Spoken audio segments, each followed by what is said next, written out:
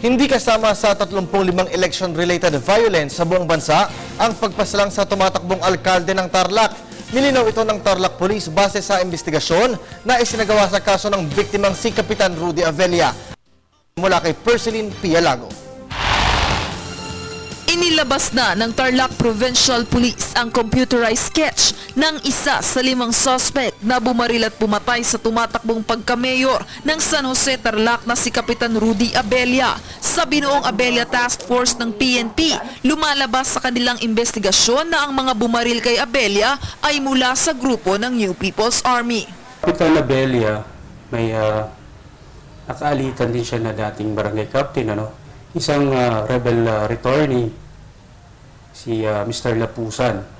Si Mr. Lapusan ay namatay way back 2011, But meron siyang grupo, kaya yun isang tinitingnan namin yung remnants ng grupo. Kaya naman burado ang anggulo na away politika ang nangyaring pananambang. Giit ng kampo ni Pengo Yap na sinasabing madikit na kalaban ni Avella sa pagkaalkalde ng bayan ay lang daw ang nangyari dahil sa tagal-tagal ng termino ng mga yap sa lalawigan ay ngayon lang may naiulat na ganitong insidente.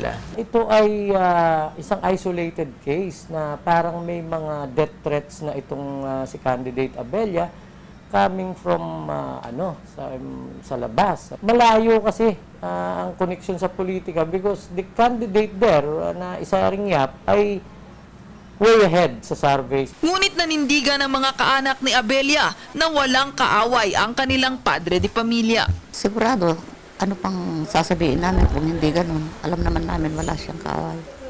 Mabuti siyang wala siyang, hindi kami niya pinabayaan na Basta sa hirap at sa ginawa, nagtulungan kami talaga. Kaya ang pangalawang anak ni Kapitan ang naatasang pumalit sa kanyang pagtakbo bilang mayor ng San.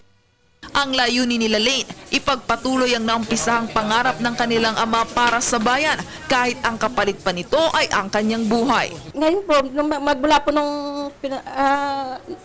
pinatayang ama ko, ako po talagang wala akong balak na lumaban. Kung kailan wala, doon ko naintindihan ang kanyang hadikain sa mga tao, kaya tutuloy ko na po. Simula taong 1988, walang naitatalang kahit na anong klase ng balilan dito sa probinsya ng Tarlac, lalo na kung ang pag-uusapan ay ang politika. Kaya't panawagan ng mga kandidato sa may 1 milyong botante, maging mapanuri kung sino ang gusto nilang manukulan para sa taong bayan. Mula dito sa Tarlac, para sa Telebisyon ng Bayan, Percy Yalago.